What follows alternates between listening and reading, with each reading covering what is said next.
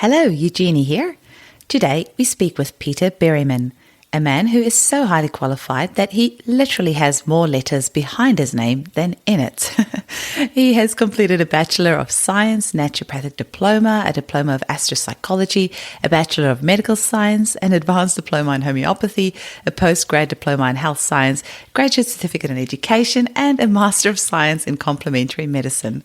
He has also taught at heaps of different colleges all across Australia and New Zealand, and currently, as of mid-October 2021, he is the president of the Australian Traditional Medicine Society, which has a very long history here in Australia, and he's hoping to be re-elected in their upcoming elections. It's literally in the next few days.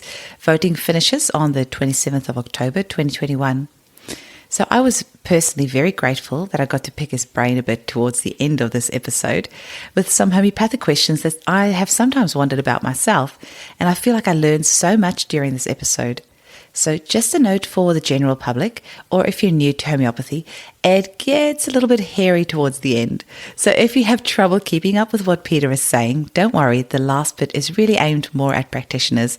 So let's jump right into the interview. Welcome to the Homeopathy Hangout podcast, where we discuss all things homeopathy from around the world. And now, your host, Eugenie Kruger. Hello, everyone, and a very warm welcome to Homeopathy Hangout. Today, we are hanging out with Peter Berryman, who has too many hats on and too many titles after his name for me to mention. So I will be doing a separate recording to actually add all of those because he literally has more letters behind his name than in his name. So Peter Berryman, welcome. Nice to be here, Eugenie. Thanks for inviting me. Now, you are the current president of the Australian Traditional Medicines Association in Australia, with thousands of members and an incredible history. Can you tell us where your love for natural medicine first started? I'm a third-generation natural medicine practitioner, so it's been in my family, although arguably they have other disguises doing other things. Natural medicine has been in my family for a long time. It came about for me as an epiphany when I was the ripe old age of 14 years, and someone I cared a lot about got seriously ill. One of my colleagues at school, and she was taken to all the best practitioners, conventional doctors of the era in the time, and no one could help her. And I was distressed to think that someone I cared about was not able to be helped. And I made a personal life decision that I wanted to be that person who could help people who no one else could, the difficult clients. So I've had a quest to be the best physician I could possibly be. And then 2 years later, I finished high school, went to university, and my journey has been devoted to this ever since. So for the last 46 years, I've done nothing else but aspire to be the best physician I can be. So everything I've done, however variant it might look, are all intended to this one aim, to be the best physician I could possibly be. And I believe I've pretty much gotten there. I've learned a lot along the way. I've done a lot of training, a lot of courses, graduates from all sorts of universities and colleges and so forth, life experiences, travels, books and so forth, webinars, seminars. And that's why also I love training and teaching and passing on what I've learned to those who will replace me in the future. Amazing. I wonder if you can maybe tell us a little bit more about what exactly it is that you've studied, because as I was going through your CV and as we were chatting before the podcast, I was trying to comprehend how somebody can have done so much in one lifetime. Do you even remember all the places that you've studied at? Well, I'm looking at my CV. Miss out on anything. But maybe if I just said I have my sun in Gemini, my moon in Sagittarius, my rising sign is Aquarius. So I am extraordinarily curious. I want to know, why is it so? And I've devoted that curiosity to the study of health and disease and humans and other species to be able to help people get better. And I've been practicing that for well over 30 years now as a graduate, specializing in homeopathy. I should say I'm fortunate to have been exposed to lots of different natural medicine modalities. And I considered being a jack of all trades, but I decided I wanted to master one. And I chose the one that I felt was the pick of the bunch, the best one, in my opinion, to devote myself to. And that's why I'm a homeopath. Mm. So what specifically is it that gets you excited about homeopathy? Well, it has the combination of recognizing and utilizing conventional Western science. So I've had a strong background in science, biology, medical science, graduating from Sydney University with a Bachelor of Medical Science, Auckland University with a postgraduate diploma in health science, Otago University with a Bachelor of Science, majoring in microbiology. And all of these things have been used to assist me in my gainful employment. I've been a senior lecturer in the bioscience department at a significant college here in Australia and in New Zealand as well. So utilizing that as a base point to then see, okay, well, yes, I understand this sort of mechanistic reductionistic program of why it might be so. Is there more to it than that? And that's where I'm interested in psychology, in soul work, in counseling, psychotherapy. And the best model I found to help me with that has been astrology. So since I was 20, I've done formal studies in astrology, and I use that as a yardstick or a map to give me insights to ask the appropriate open questions for clients to help me understand their case. So they might need a prompt on something that is embarrassing or shameful, hidden or forgotten. And I say, well, tell me about yada, yada, yada. And they go, oh, I wasn't going to tell you about that. Shoots out and away we go. Because if, what's the cliche here? You are as well as your secrets. Mm. And you may not want to tell your secrets because they are often things that you're embarrassed or ashamed about.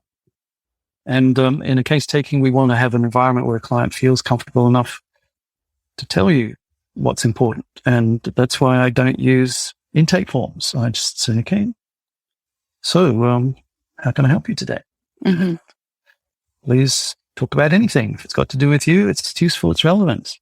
Mm-hmm. So I don't force them to tell me about their menstrual cycle or their bowel defecation or if they want to tell me about that, that's fine. But if they want to tell me about their dreams or their fantasies or their whatever, Mm-hmm. let's talk about that. Because if they are paying my fee and they want to talk about this, I'm happy to listen, because we do the best we can with what we've got, and we can never know everything. But if we give them the opportunity to speak and tell their truth, what they want to talk about, even if it's sensitive, even if I don't hear till 3 consultations. I had a client just yesterday. She told me something I wish I knew 30 years ago when I started treating her. Oh my gosh. She didn't want to talk about having had a sexually transmitted infection 3 times, Mm-hmm. which would have indicated a significant nosode like metapneumovirus, Mm-hmm. which would have addressed what we call the obstacles to cure. So I've been bungling along, trying to make inroads in this case, quite frustrated. And now I know, after 30 years, so that's the obstacle to cure. That's why some of my prescriptions haven't been as effective as I would have liked them to have been. And we get on. So, I mean, heck, clients, to be frank, sometimes lie to you. Mm-hmm. And you need to have enough clues to read clients. And you find astrology is a good in for that. And astrology is a good way to tell own body language. And these days we've got visuals. Once upon a time, I used to only work on the telephone with distant clients, let alone old school face-to-face. And I used to be able to try and make something out of intonation, how they said that word. Mm. I go, wow, okay, maybe there's something there. Mm. But now I can hear their intonation and I can see, okay, from waist up, I can see something, and it gives me a bit of a clue. Which is why I love doing house calls, house visits, because then I walk into their house and I see they've got a pet python. I wouldn't have known that if they'd come to my rooms. Yeah. And they wouldn't necessarily have thought to tell you about it, but actually that can be a really good clue for you as to what remedy they need. And I just have to say, if you walked in on your first consult, I never met you before, and you told me the dirtiest, darkest secret of your life, The only reaction I would have is excitement that it's going to be easier for me to help you. We are the least judgmental people on the planet, us homeopaths, because we hear so many different things. We're so aware that we are just here to help. We don't care if you have whatever you've done in your life. We just want to help you. That's the only reason why, we need to know this information. So it's sad that it took her 30 years, but it's wonderful that she finally could tell you so that you can actually help her, because that's all we're here to do. Sure. Well, it's also why, particularly amongst British homeopaths, they have this thing called supervision, which particularly means you, the practitioner, take care of yourself by having somewhere for you to offload all those sad, horrible stories that you get told without you falling apart, listening to so much tragedy. Absolutely. That's once a month, go and get yourself sorted. Someone else, maybe another homeopath, could be a counselor or a psychologist. I mean, people who do counseling have this part of their self-help, their maintenance, their professional conduct is to get supervision. They stay well and don't crack up and don't burn out and don't crash and burn from all the tragedy they hear about. Mm-hmm. Well, natural medicine in Australia is very, very lucky that you haven't kept all this incredible knowledge that you have all to yourself, because you have gone on to teach lots of homeopathy and to use your knowledge to help others. So can you tell us a little bit about all the places that you've taught and how you came to be the president of the Australian Traditional Medicine Society? Thank you. Yes. After beginning my academic career at 16 at Otago University, graduated, went on to do further study in Sydney, Australia, graduated with my naturopathic diploma in 1986, started practicing shortly after as a homeopath. I was fortunate that I had a bit of a reputation amongst my colleagues. I was known as a crazy mad homeopath. So a position became available at a teaching college in Sydney to teach homeopathy and supervise student clinic. So, in fact, even before I graduated, I was a clinic supervisor at Echuca College. Because, gosh, I was a bit of a hotshot, and I believe in what I do so strongly. I'm very passionate about that. We've got, arguably, in my humble opinion, the most potent, effective therapeutic intervention available on the planet right now that is regularly available. I completely agree. And so, hallelujah. 1990, I started my role as a teacher, trainer, and facilitator, clinic supervisor.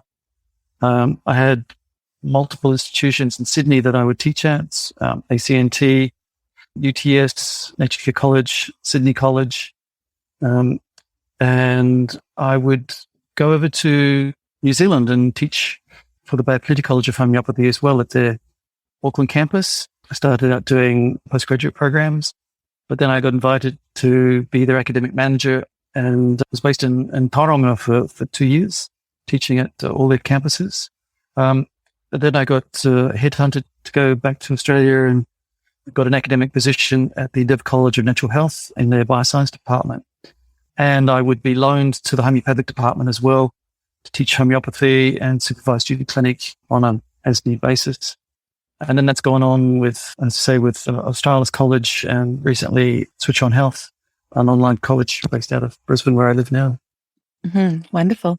Then how did you get on board with the Australian Traditional Medicine Society? Okay, so while I was an employee at Endeavour College, a ATMS representative resigned and moved to another college. So they needed a representative from the college to go on the board of ATMS. So I volunteered, and that was in 2007. And so I've been on the board ever since. Then I was elected by the membership to be a dependent, what they call an ordinary director rather than an independent director since 2013. And since 2017, the board have elected me to be their president for the last 5 years. Mm-hmm. And you've got an election coming up, I hear? Yes. So every 3 years, the tenure expires of the current directors. So my 3-year tenure expires at the end of this calendar year. So I've renominated to take another 3-year tenure if the membership deem it so. It's a democratic process. The elections are open right now through to the 27th of October. vote for Pedro. And there are 6 nominees, 4 positions vacant. I believe I've done a good job. I'm happy to continue to do so, both in governance, strategic planning, and risk management that I do as a director.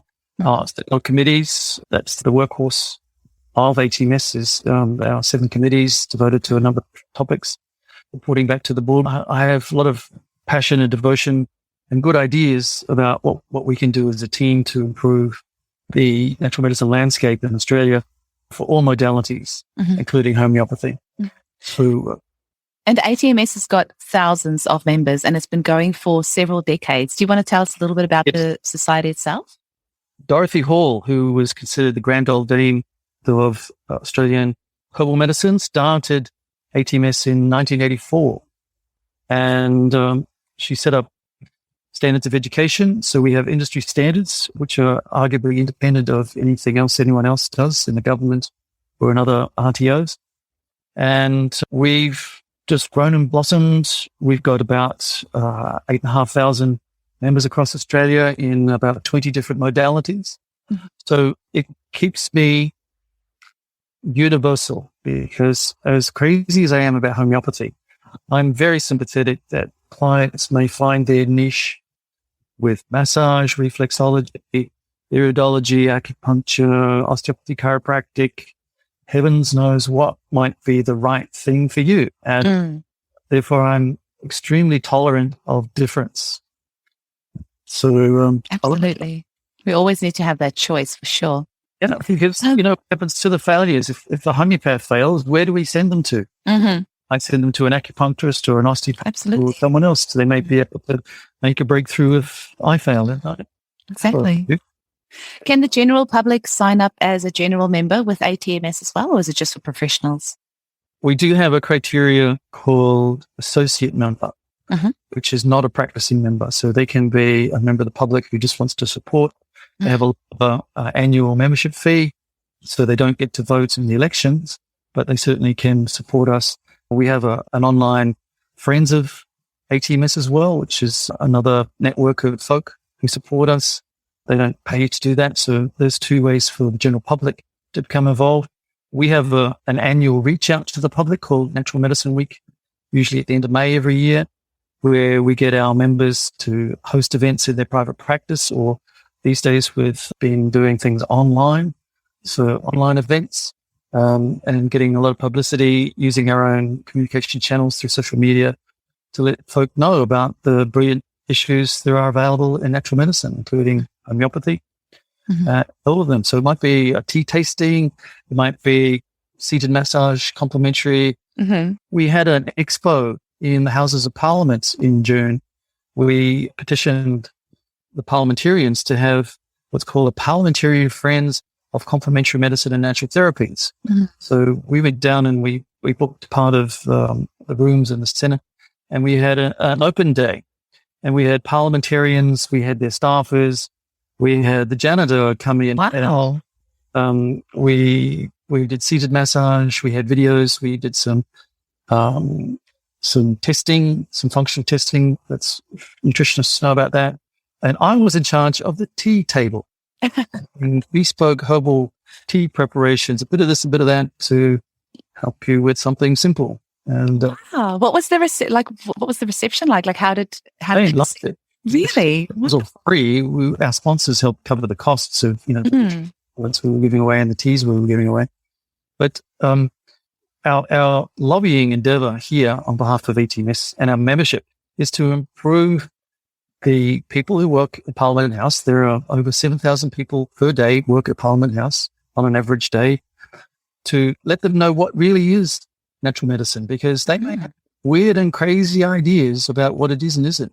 So if we can work from the janitor all the way up to the minister about what it is that we do, and a little teaser of this and that, then when it comes to voting on critical issues like the entry report or finance issues or GST exemptions and sorts of things that we care about, we can feel as though we've made a little bit of difference in their awareness of what it is, rather than something skeptical or perverse even.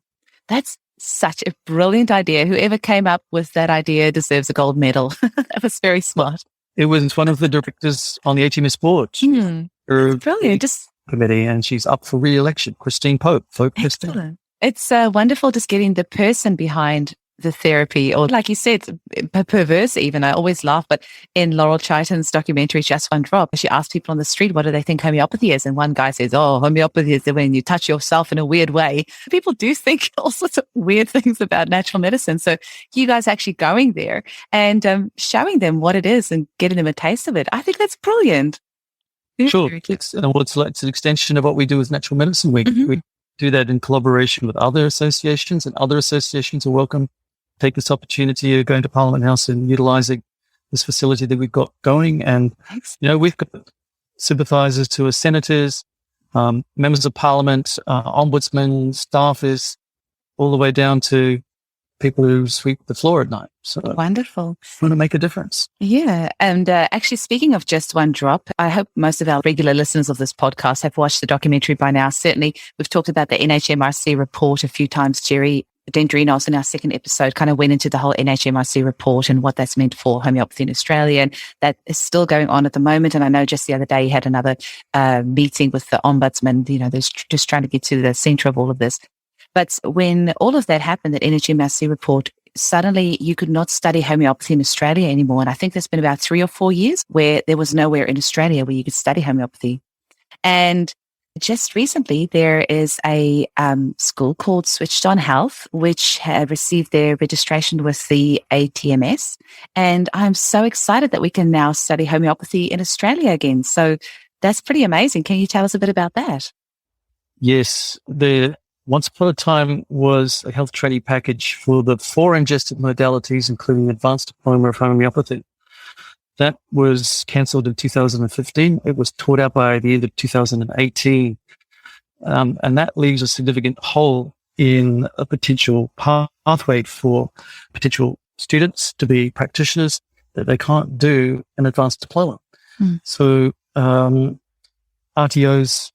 had to drop it, because they have this government mandate, and if the government has dropped the health training package, you can't teach the government program. So Switch On Health, Nature College you might want to call them gone rogue. They've got a independent government-free program, as in not tied to government shoestrings and purse strings. So they can develop their own programs. They don't require government funding because the students have to pay. So there's gouging of weird things that happen about courses with students who are doing things for the wrong reasons and getting the money so that they're, that's yucky. So Nature College has got 3 or 4 programs now that are independent. Switch On Health has got 4 programs, including an advanced diploma in homeopathic practice, that have been accredited with the ATMS standard of education necessary for those ingested modalities, including the ATMS minimum education standard for homeopathy, which we've had since 1984. I mean, it's been modified and improved, but we have an industry standard that is free of government input. It's what we think a homeopath should have. Which is way more important anyway, and by the people, And Switch On Health and Nature College have delivered on that, and we welcome other RTOs to go the same way, because then they can untie themselves from the government. Now, we love the government, but sometimes they don't always act in our best interests. We love Greg Hunt, the current Minister of Health, to give us rebates back for private health insurance, and so on and so forth. So there's lots of things we would love them to do, but they can't. No. So do we sit and wait and twiddle our thumbs, and do we knock on the door and make appointments? Yes, we try. But if they don't want to do it, they don't do it. So we go independent. We encourage colleges like Switch On Health, Nature College, and any others who want to write a program, submit it to ATMS. We endorse it. Then you're an accredited ATMS education provider. There's an angle. You're not going to get students doing dodgy govy money, because they're going to have to be honest students who are paying for it properly. They get payment plans and help, but it's not government money. It's genuine students in a genuine course that is being genuinely accredited by ATMS. And we're not a kid on the block. We've been around since 1984. So think we're credible. We're Australia's largest natural medicine multimodality association. Amazing. I was so excited. The reason I found out, I told you, was that a client came to see me for her follow-up. Her son has autism, and I gave him some remedies, and she came back and he was doing so much better. And she said, you have inspired me so much, and the results that I've seen in my son is so astounding that I have now decided to become a homeopath. And I found this great program from Switched On Health in Australia. And I was like, wait, what? I thought that we couldn't study in Australia. So when she told me that and I found out about the college, I was so excited. So I really applaud them, and I applaud you guys for giving them the registration, because we need more homeopaths desperately. My clinic is so busy. I now have 2 homeopaths on board to help me. They are getting booked out so quickly, and there's not that many homeopaths under 60 in Australia, worldwide actually, but I was talking about Australia. So we do need that new cohort of people coming in and learning about homeopathy to just really keep it alive and keep it going. And with the current pandemic, I think homeopathy is an excellent career choice, because we can do it all online and we can post your remedies out to you. So I think it's a wonderful career choice. Excellent. That's why I endorse Alistair Gray and Denise Strager's program out of New York, stroke world. So with online training these days, you don't have to live in a state capital city for a bricks and mortar college to see 9 to 5, Monday to Friday. You can do things, time zones permitting, any time of the day or night, with recordings, anytime, anywhere that suits you as a grey nomad or as an intellectual, traveler. The courses while you're on the beach. Absolutely. Right? So it's unstoppable now. So I'm glad these colleges are doing that, and encourage others to do that too. And ATMS has recognized as leaders of the industry that online training is the way to go. And we have appreciated the value of face-to-face training as well as online training. And so we've made significant landmarks as to, well, how much is okay and how much is not okay. And we're the leader of the pack. So we say more is okay than most other folk. So we're quite generous, quite liberal in that regard. So wonderful. It's why folk like Martin at Switch On Health and the folk at Care want to have their programs accredited. We don't register, we accredit programs so that they can be confident that their graduates will meet our standards and become members of ATMS, so that we can continue the chaperone process of encouraging graduates to excellence and be answerable to a code of conduct, and keep themselves from getting rusty with their continuing professional education program, make sure they are safe with the public liability insurance, the state, all those sorts of things, so that we can foster the next generation. Absolutely. I wonder, Peter, would you mind sharing some cases from your clinic with us? I'll tell you the gist of a simple case. A female client came to see me. On her left breast, she'd had a mole removed. And she didn't tell me how many times the mole had been removed. And I thought it might have been once or twice. So I gave her the well-indicated remedy, and the direction of cure was induced. 16 times this flared up and down because she had had that mole removed 16 times. Wow. So when I saw the direction of cure induced, the fourth component of the direction of cure is past unresolved problems come back in reverse chronological order. To see 16 flare-ups and settle, and flare up and settle, and flare up and settle, all as a consequence of this one remedy, I thought, oh my God, that's how it has to be. Because if she's had 16 interferences and it requires 16 revisits to undo all that interference and non-curative action, I mean, surgeons have their place and I appreciate what they do, but it obviously had cured this issue of this mole on her breast. And not only did the mole on the breast change, but she went through a profound metamorphosis, and she remembered all sorts of unpleasant things about how her mother used to pimp her as a child. Wow. And so she had this, healing process with her mother, and an incredible change. So it wasn't just about her breast, it was about the whole woman and where she comes from. I'll give you one more quick case. Please. Female presented at age 27, but age 4, she had measles. And the measles, with its photophobia, it affected her eye, and she had one eye that turned. And the solution from the surgeons was a surgical correction to straighten her eyes up with spectacles. She had 3 surgical procedures on both eyes before I met her at 27. A simple prescription, never well since measles. You probably know the remedy. Probably belladonna. Oh, pulsatilla. They gave her pulsatilla. And what happened to her eyes? 3 times they would flare up, settle down, flare up, settle down, flare up. The first time it happened, she was quite alarmed. But then I said, you've had this interference with your eyes. And she went to the Sydney Eye Hospital and they said, there's nothing going on there. I can't see anything. There's nothing acute. You haven't had a trauma.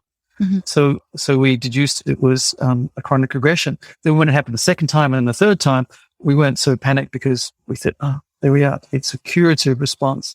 You are resolving the interference of a surgical procedure on your eyes from the measles. And not only did her eyes correct, and she never needed spectacles again, but the woman went through a metamorphosis. Her gut health improved. Her skin improved. Wow. She became more outgoing than introverted. The next family event was a wedding, and no one recognized it. Oh, who's that? Oh, she's living down. She's got radiant skin. She's not got glasses on. She's out. Wow, who would believe that was someone some time ago? So that's what healing is about. That's what I feel happens when you take the Philosopher's Stone. Did you want to expand on that a bit more? The philosophy. Well, I feel that what we do when we do homeopathy well is like what is rumored to happen when someone participates in the Philosopher's Stone, that is the therapeutic healing Philosopher's Stone. Now, there's a number of Philosopher's Stones. Some turn base metals into gold. I'm not talking about that. I mean, that's a metaphor as well.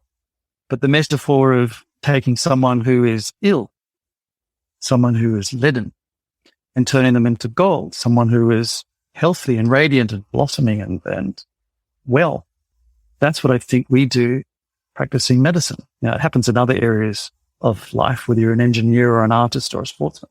They all have their similar aspirations, but we do it as health practitioners. We take someone who is ill and we assist them on a journey to getting better, to being the best possible, given their age, socioeconomic position, gender, and so forth, to be as well as can be. And that's what a homeopath does. And that's what the healing Philosopher's Stone does. So I've done some training in alchemy.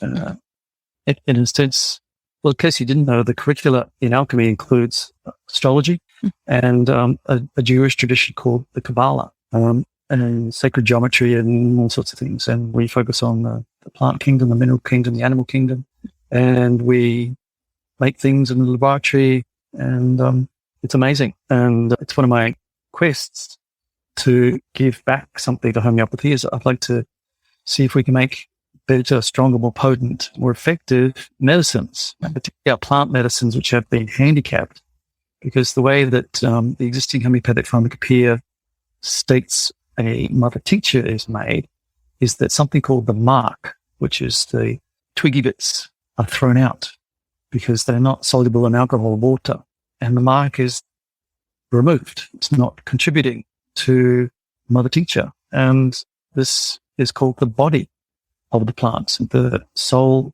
and the spirit of the plant are included, but it's lost its body, and that's, I feel, depreciated the potential of plant medicines being more powerful if their body was included. And a spagyric preparation is a mother teacher with the body of the plant included to give it more oomph than it had before we potentize it. So herbalists and homeopaths and anyone who uses plants as medicines, we could have better medicines if we included the mark. Now, what I'm thinking about is what's a process called calcination. We burn the twiggy bits back to an ash. We separate the dangerous things, the caput mortem, the deadhead, the dangerous bits, and we have the water-soluble salts, usually potassium and sodium salts, and we put them back in with the liquid alcohol and water-soluble parts, the oils and the alcohols, which are reflective of the soul and the spirit. So the body is added back, and then we use that as a mother tincture. If we potentized it into centesimal, decimal, Q scale potencies, we would have more potent medicines than we already have. And already these are pretty fantastic. But for our difficult clients, and my stock client is a difficult, complex, chronic client. I mean, that's the niche of homeopaths. We get all the difficult ones. And to move those clients forward, we need excellence. So we do our best in terms of philosophy and theory and case taking and case analysis. But sometimes what lets us down is the pedigree of the medicine. It wasn't made to the very best possible pharmacopoeial standards. So it's one of my aspirations is to improve the homeopathic pharmacopoeial standard, to make better medicines before they're potentized, so we have more power available to us, particularly for our difficult clients. So I can't remember I guess they do. About 20 years ago, I had a yoga teacher said she wanted to come in for a general checkup. That was the last easy client I had. I don't get easy clients. I get difficult, very difficult, from preconception, fertility and fertility issues through pregnancy, delivery. My sister's a midwife, so I've had something to do with home birthing and birthing. Wow. Pediatrics through teens, all the difficult puberty through fertility. So you obviously like a challenge. Yes, and as well. Yeah. Yes, and one of my other pet topics, along with, as I say, this idea of renovating the homeopathic pharmacopoeia, also has to do with how we get the second half of prescription correct. Now, there's been so much focus in homeopathy about the right remedy, the simillimum, yes, but we have to get the optimal potency as well. And that's another one of my favorite pet topics. And I've written extensively about that. And I'm an advocate now about Fibonacci series homochords of either centesimal potencies or Q potencies, and heck, why not even decimal potencies? And making those into a homochord is where you put the multiple Fibonacci potencies into one bottle of the one remedy. Then the client will self-select what they need and not select what they don't need. And they tend to have, therefore, less aggravations. And then when their needs change, whatever their new needed is in there already as well. So you don't need to change potencies because the different potencies are in there and they just work their way around whatever they need. Dr. Joe will be very happy to hear you say that. Strong advocate for Dr. Joe.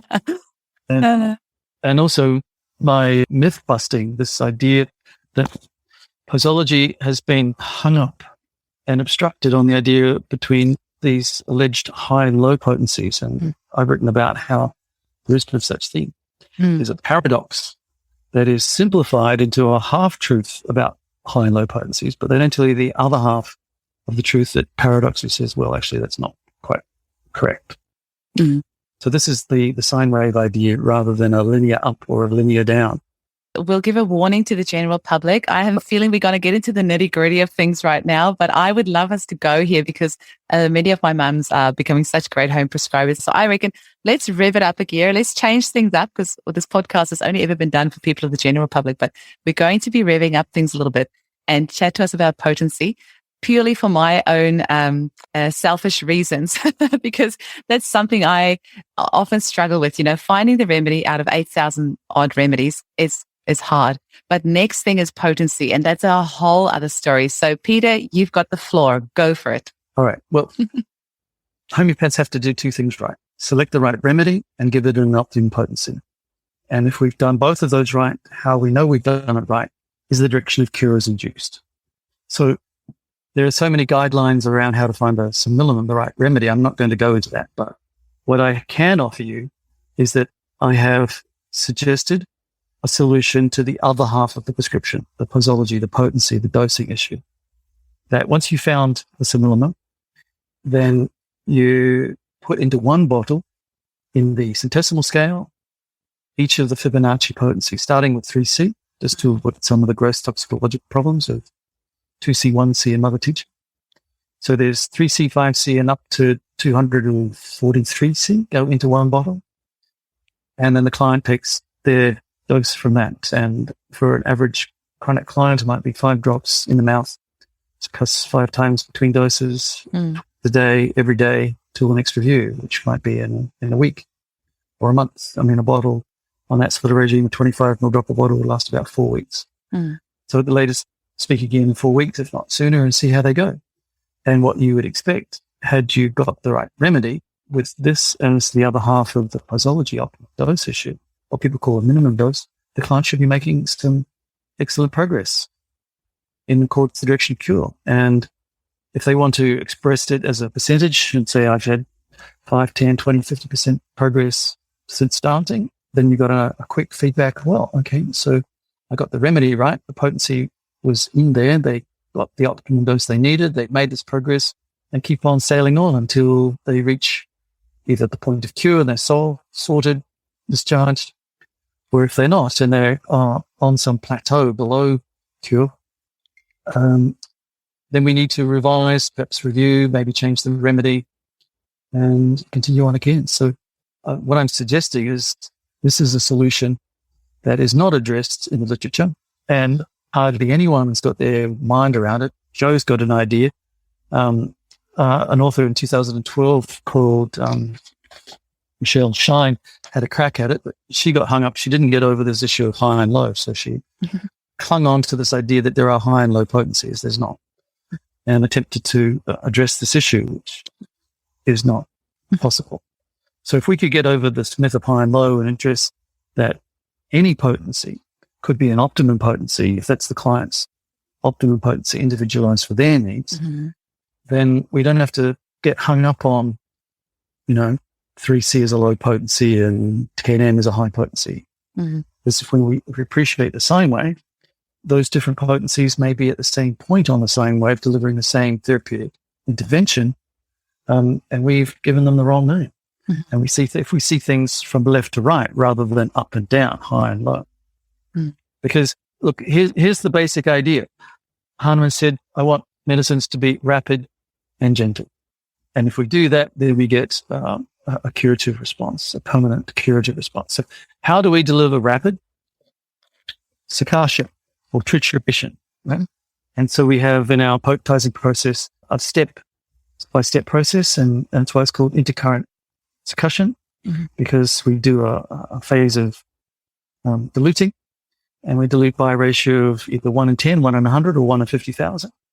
And then we stop, and then we do some shaking, and we can shake 2 times, 10 times, 100 times. Again, the ratio differs according to which scale. And we keep on going. Students, practitioners query, well, what potency should I use? Well, here's my answer. A Fibonacci homochord of all of those Fibonacci potencies, say the simple scale or the Q scale, or heck, why not even the decimal X scale into one bottle and deliver. So then there's only one thing to get right, and that's the right remedy, which is hard enough. But I'm making it relatively easy then. If you get the right remedy and I've solved the posology problem, everything should come true from there. I like what you're saying. So as he was saying this, I thought, I'm going to throw another sticky question your way.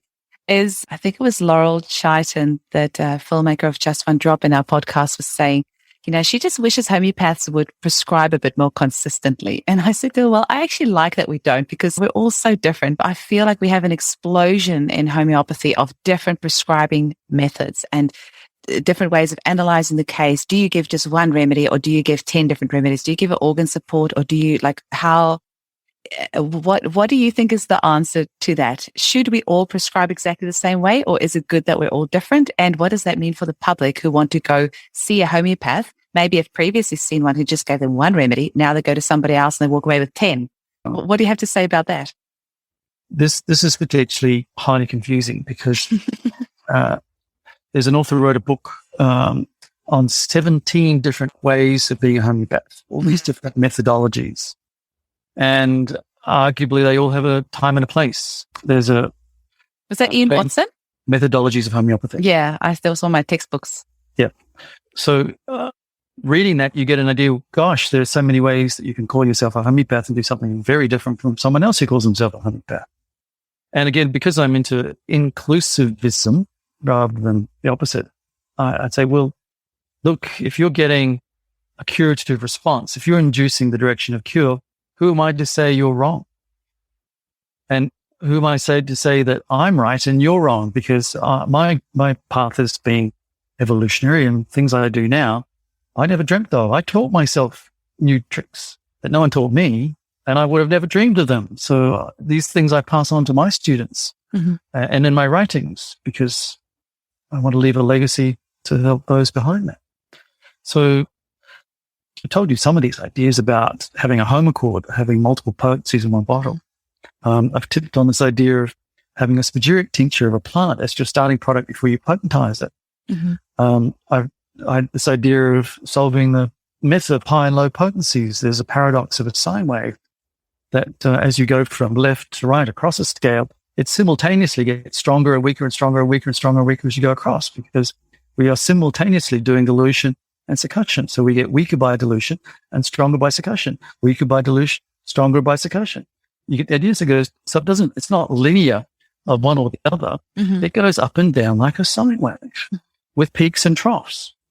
I've got evidence to suggest that that's the case from people like quoted from Botanist and from Jones and Jacobs and so on, other authors who show this non-linearity of different potencies having different biological effects. So if I can solve all these sorts of things, then why can't I entertain novel ideas from the latest? I mean, heck, let's admit it. There are fashions in homeopathy. And, the epicenter of international homeopathy rotates. And there was a time it was in the United States, and then it moved to the United Kingdom, and then it's moved to India, Holland and India, and heck, why can't it be in Australia? Yeah, why not? I'm ready for it. So that leading on then, what would you say to a member of the general public who is thinking of seeing a homeopath and might be wondering how that person might prescribe, or if they walk away confused? So I'll give you an example. I have a client over here. I use several remedies in my prescriptions: organ supports and endocrine sarcodes and bowel nosodes and homeopathic detox therapy and constitutional remedies. She then sent her member of her family who lives in Ireland to see a homeopath, and that person walked away with one remedy. So she was very confused. So what would you say to a member of the general public who is thinking of seeing a homeopath? Well, their choice in a homeopath is probably the most important decision they will make, because if they choose to work with you, Eugenie, or me, Peter, they have to shop around and say, well, I phoned them up, or I saw them on a webinar, or they're advertising or whatever. And you need to feel comfortable with your practitioner to be able to tell them what you probably might even tell your partner. So many clients have said, not even my partner knows this about me. Telling you. So it's that element of trust and confidentiality that you need to have a special sacred place for them to talk. Because if they can tell you what you need to know, then you can truly help them. And this particularly goes for men, adult men. So stuck at talking, they come in and say, I'm here because she sent me, my partner, my wife, my girlfriend. And she's the problem, really. Nothing to do with me. And how long before I can go? So we need to have tricks and tools to deal with clients, or clients who can't speak English, or clients who are young or elderly, so on. So case taking is so important. But I think some of the rationale for these multiplicity of methodologies, Eugenie, has got to do with fear. And unfortunately, many homeopaths are fearful of doing too much. It's the aggravation. And some teachers way back, I don't know when, did some harm to someone and have perpetuated this fear that has emasculated many a homeopath. And we are so fearful of overwhelming our clients. We do the opposite. We make the mistake of having unfavorite remedies and unfavorite potencies and unfavorite methodologies that diminishes us. I mean, look, I don't want to advocate killing clients, but we would get a little more respect if we had a few more nasty issues. I don't want those because it's not desirable. So a lot of these methodology variations and techniques and Isiaga levels and French homeopathy, is all about trying to avoid an aggravation. And if you can do that with a well-selected cinnamon, given an optimum potency, and that's just one bottle, that's good enough. But if you can't do that, or that's too challenging or too difficult, and there's so many layers and it's so complicated, you might end up with a lesional remedy and a fundamental remedy and a miasmatic remedy and a constitutional remedy, all in the same package, trying to diffuse a bomb. Mm-hmm. So I think it's got to do with how you're trained, what your attitude is, how good and strong your philosophy is, how well you understand your client. And all of that often comes down into your business plan. Are you dictated in your time by dollars? You know, if you've got a 7.5-minute consultation because you need that throughput of clients, as GPs do, it's going to dictate how they do their work. You want one simple problem, one simple prescription, next, so on throughput. Whereas, as a homeopath, we typically give clients lots of time. An hour and a half is not an unusual first consultation for an adult client. And walking away with one remedy, it's not an unusual prescription of the Fibonacci home chord or the Semillon. And for me, that is frequently enough. Now, clients unfold, secrets come out, layers peel off, changes are necessary. I've told you some of those ideas. I've written about them as well. So you can see how things unfold and how the caterpillar turns into the butterfly. Mm-hmm. We need to follow along. So, you know, there's all sorts of courses. There are times when I need to draw on the periodic table to inspire me to an element, or using similar ideas in botany with family and miasms and so forth. So, but to a new student, that ends up just being far too very confusing. Yeah, definitely. You know, the school of training says, well, we have to expose them to all those ideas, but in doing so, they lose the plot. So they need something very simple. So I know some training courses in the UK, they say, well, we're only going to teach you homeopathy up to about the 1960s. That's your undergraduate program. If you want to know any new homeopathy since the 1960s, you're going to have to do a postgraduate program. So that's actually a good idea. Because I feel if I was taught everything that I know now at college, I would have given up because I would have been so overwhelmed. That's right. Because then the new graduate says, oh my God, there's so much I don't know. I've heard all of this. Whereas if you had one simple, reliable technique, heck, you know, there's been a resurgence in the Bonninghausen method for the Baron. And that might be a good place to start. They teach that in German universities and their medical schools to their students. Some very simple. And they can do that. If they do that well, that's a great start. They can still get great results. Absolutely. So I reckon, Peter, we should end up on a little bit of fun. And I'm going to ask you your top 3 homeopathic remedies that you personally can't live without and why. Well, you're asking me to fall into the trap of having favorite and non-favorite. I'm acknowledging the philosophical trap you're endorsing. So here goes. I've only got one, and it's the one that I think is the closest to the homeopathic philosophy stone for healing. Okay. So arguably you don't need anything else. It's the guy's name in Melbourne who runs a homeopathic course. He has facial diagnosis. He has colours associated to the major miasms. He has yellow Phosphora, red psychosis, and I know the one you're meaning. I can't think. Oh yes. Right? And then the mixing of those 3 primary colours, you get the other colours. Okay, so if you mix the 3 primary colours, you get brown. Okay, so brown has red, yellow, and blue in it. So that's why I'm starting a simple, I won't give you the whole argument, but simple argument for why a medicine nicknamed brown is the most repulsive thing you could think of as what the alchemists call your prima materia. So alchemists who heard this thought, oh, it's going to be feces, or it's going to be urine. That's the most repulsive thing I can think of, shit and poo and wheat. Well, there's something I can think of these days that would be potentially more repulsive than urine and feces, and that's cancer. That's brown. So carcinosin, carcinosinum. Yeah. Most people know of it as the breast epithelioma from St. Bart's Hospital in the UK, but there is tenus Smith's version, which is a T58 rather than a T1. So 58 tumors, hey? 58 different tumors. Fibonacci series and statistical scale of T58 carcinosin brown. Okay, I will be calling Mike at Similimum and ordering that. You have me sold. I do love carcinosin. It's the one remedy that I have prescribed probably hundreds of times over the past decade, and I've never had an aggravation from it. I love that remedy so much. Well, this is how to avoid an aggravation.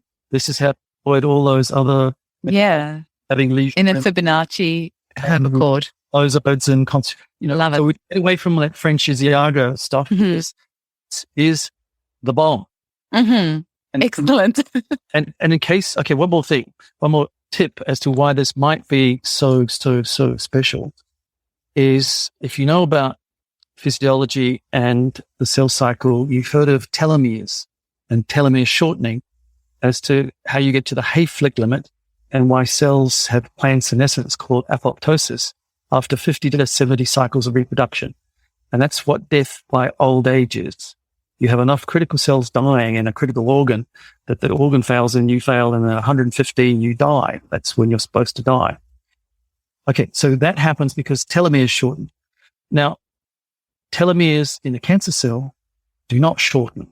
They have upregulated telomerase, the enzyme that keeps the telomeres from shortening. So they have physical immortality. In case you already know, cancer cells have physical immortality. So one of the characteristics alluded to about the philosopher's stone is it will give you physical immortality. Well, I'm not going to suggest you get physical immortality. Otherwise, we'd be having 100-year-old people hanging out, and we're already overpopulated with people. But I think what the appropriate philosophical approach is, we will get you to 115, and then you could have a critical organ failure, and then you could expire by old age. And if you die before 115, you've shortchanged yourself through whatever. Mm-hmm. So there's something about cancer and its physical immortality that will engender physical immortality in you or our clients, not literally, but figuratively, to the point of getting to the Hayflick limit at 115. Well, my mind is blown, Peter. We had like a solid half an hour chat before I started recording because you were just blowing my mind. And I was like, okay, we are going to have to start recording because you have got so much good stuff that you are just sharing so, graciously with all of us. I appreciate it so much. I just want to thank you for your time. And I feel like my mind has been blown after this podcast. Bravo. I can't wait for us to chat again. That's why I'm so passionate about education, my professional development, and passing that on as an educator, as a facilitator to the students I've ever been involved with, and why you should vote Pedro and get me on as an ATMS director and potential executive president, etc. Excellent. Thank you so much. Have a wonderful day. Thank you. Bye, Eugene. Bye. Hi homies, there are 2 incredibly exciting courses coming up that I want to share with you and for which I've managed to secure an awesome discount. The first course is with Anke Zimmerman, who featured on episode 38 of the show, and the second course is with Giovanna Franklin, who featured on episodes 103 and 146. Let me tell you a bit about Anke's course. It's for professional homeopaths who are interested in helping children affected by autism and related developmental challenges, as well as dedicated autism parents with a strong background in homeopathy. The 6-month course starts October 7th and will run once a month on Saturdays from 10 till 3 Pacific Time, live online, and sessions will also be recorded. Anke will present live cases for intakes and follow-ups to teach the careful case management needed for these complex children. Anke is also using integrated protocols including classical homeopathy, tautopathy, homeopathic detox, organ support, and related approaches for best results. So if you would like to learn from one of the world's leading homeopaths with 32 years of experience specializing in autism and related challenges, then you can find out more information at www.ankezimmerman.net. You can email Anke through her website and use the code HOMIES to get a $100 discount. So that's ANKEZIMMERMANN.net. The second course I want to share with you is Giovanna Franklin's new course called Gemstone Remedies for the Aquarian Age. It's a unique course that combines in-depth teaching of gemstone remedies and astrology. Homeopath Giovanna Franklin and evolutionary astrologer Brian Coulter will run 12 live monthly sessions from September 2023 until August 2024. And all listeners of the Homeopathy Hangout podcast will receive a $10 discount. For further information on the course program, contact Giovanna at info@homeopathyheal.co.uk. That's homeopathy, HEAL.co.uk. The Homeopathy Hangout podcast will receive a small commission for each sign-up, which will help me to pay for my amazing editor who puts so much work into editing the episodes, uploading them, writing show notes, and so much more. Thanks for your time.